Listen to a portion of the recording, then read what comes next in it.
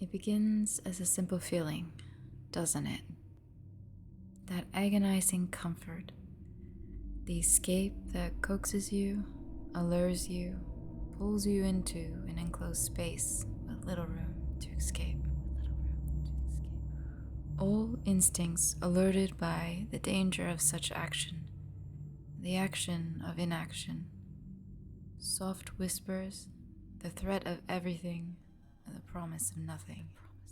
Yet you sink within this feeling that is to let go, to release yourself of all responsibilities, to hide in the darkness, watching as if in a cinema, the world passing by while you indulge in temporary pleasures. Stories develop as you become only the reader, watching but not moving, sleeping but not saying, dreaming but not doing. Oh, what an alluring presence this is. It may come gradually to some that this soothing feeling contains a twisted, noxious nature within its temptation, yet still awaits for it to pass. Only behind the door, if you would open it. Instead, you feel unwillingly satisfied here, withering further and further down into this exotic sense of presence. A present that does not move. Down here, this is where I thrive. This is where I hunt. The lives and dreams that have dulled. Those pleading to rest their head with hopes of awaited release, only to find it grow increasingly heavy the longer one stays here, losing their care. If they were to only know their true escape is to move in whatever way you can. That is of little importance now, as my golden talons fester into your flesh, reminding of the comfort that is this unhappiness, dulling your desire to desire. This is where I wait.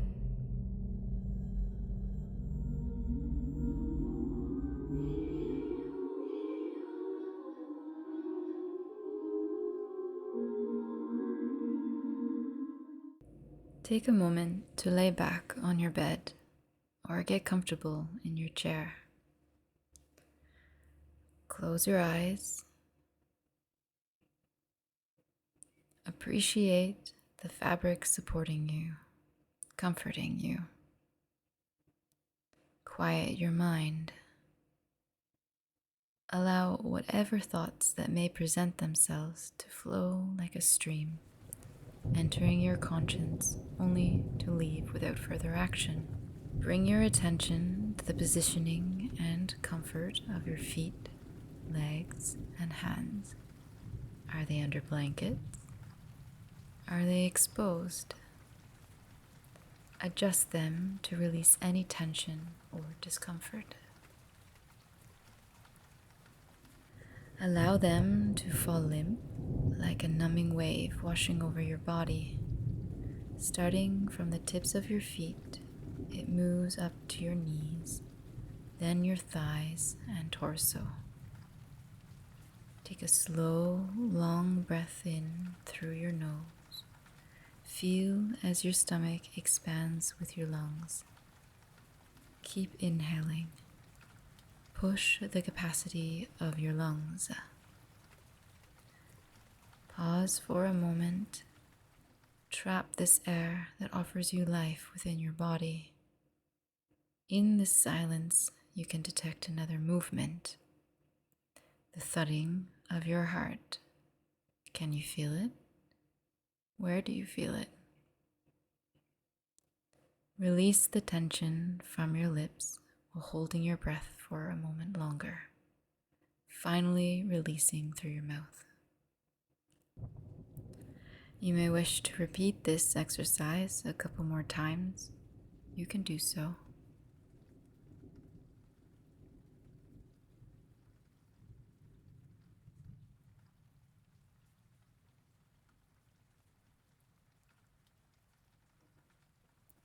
Your room is dark. The only source of lighting comes from a window. Moonlight directed by clouds to create rudimentary lines on the ceiling above you. The center of it remains cloaked, an abyss awaiting for you to fall within it if the world would turn.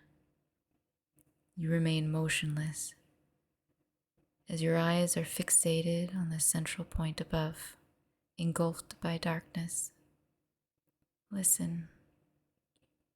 Acknowledge it. What do you see in the shapes that flash over your eyelids? Memories? Emotions? Pay closer attention to the thoughts that appear now. Acknowledge them, but do not indulge them. Simply observe.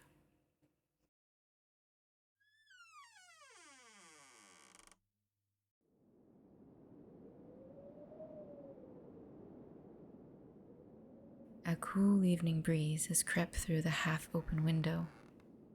It caresses along your hand, moving from the palm up to the tip of your fingers, like a lover's last touch before reluctant departure. Within your peripheral vision stands a shadowed figure looming at the side of your bed, silently staring at you. You can observe only the basic of features. Is it abnormally tall or short, slouched over? Only you know. You return your gaze to the previous point on the ceiling, placing the creature back into your peripheral vision. How easily the mind plays tricks in the dark, as if having a desperate desire to fill an empty void staring back into your soul, to create a reality of its own. For fear of the unknown can inevitably outweigh the fear of a known threat, regardless of the measure of severity. Your body remains fixed in place, refusing to react to that of your own mind. This has not been the first time you encountered this. Perhaps it has become a bittersweet state of fear and familiarity now, with little room to escape. The shadow will not advance further. It will remain here until you fall back asleep. Return to your breathing.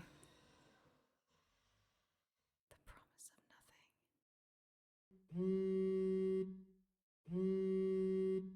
A relentless buzzing sound lightly rocks the nightstand table next to you, an invasive bright light illuminating the dark room. Your eyes squint as you adapt to the bright light as you reach towards the phone. You read the notification and unlock it. The clock reads midnight. You come out of your slumber state and finally leave the bed. What are you wearing? How do you feel?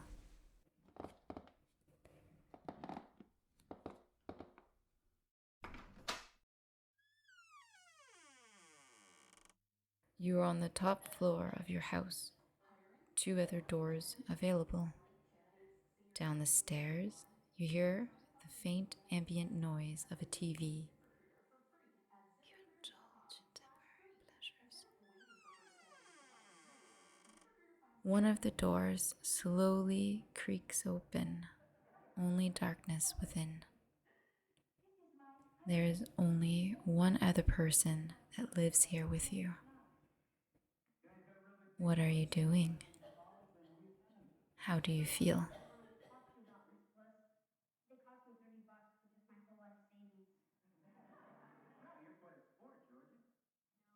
After contemplation, you proceed to inspect the open door. Perhaps a window was left open.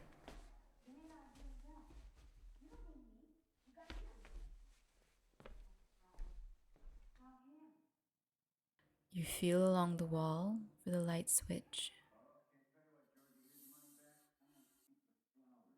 Take a deep breath in and out. You tense your fingertips. A furnished room stands before you, illuminated by the ceiling light. You walk over to inspect the window, running the tips of your fingers along the lining. There is no breeze. In fact, the room is stuffy, stale, as if unused for some time. Behind the door. What is this room? Who does this room belong to? You open the window a little to allow fresh air in before looking around the room.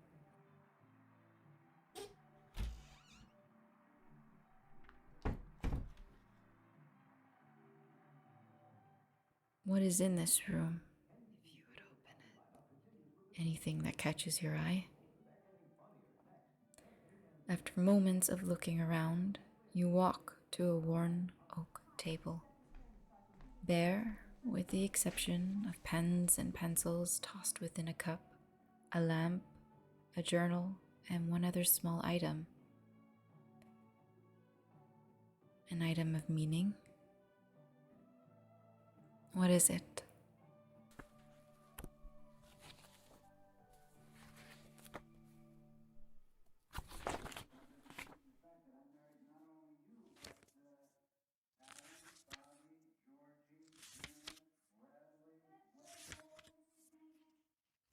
A present that does not move. Running your fingers down the page, feeling the creases caused by the soft indentations of words.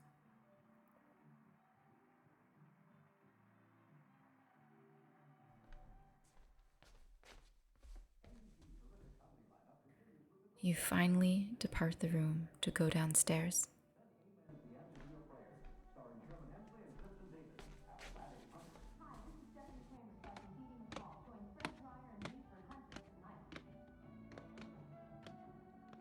As you reach the ground floor, you enter the dining room. Further to the left, the living room is located, the interior just out of sight.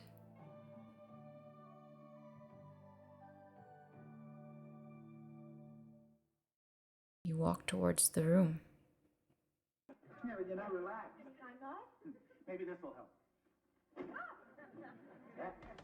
You might calling 911. That's my pinball machine. Your elderly parent is staring at the screen. Their eyes do not break away from the TV as you arrive. They rock softly. On the table, next to the couch, rests a few prescriptions and a quarter-filled wine glass. When you look at the TV, static begins. You look at your parent. Music and arts teacher. Hey, Tina, how are you? Still single. So tell me, you got any brothers, cousins, a widowed father? You look back at the TV and the static resumes.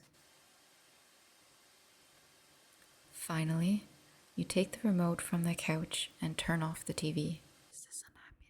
You assist your elderly parent to bed to sleep for the night next to the TV to avoid the use of stairs.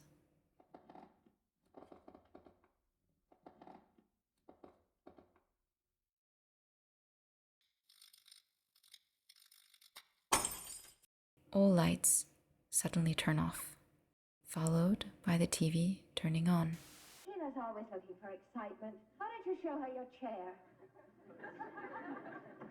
Bliss? Yes. You approach the TV, looking into the static.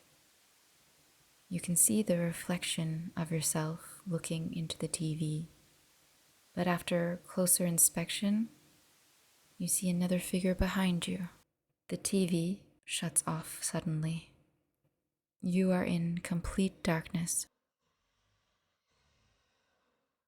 You can hear the pounding of your heart.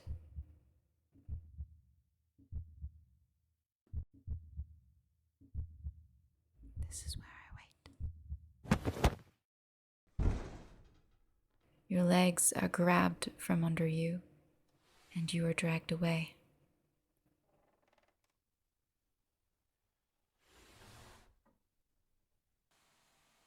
Oh, hi. Thanks. Flowers. Oh.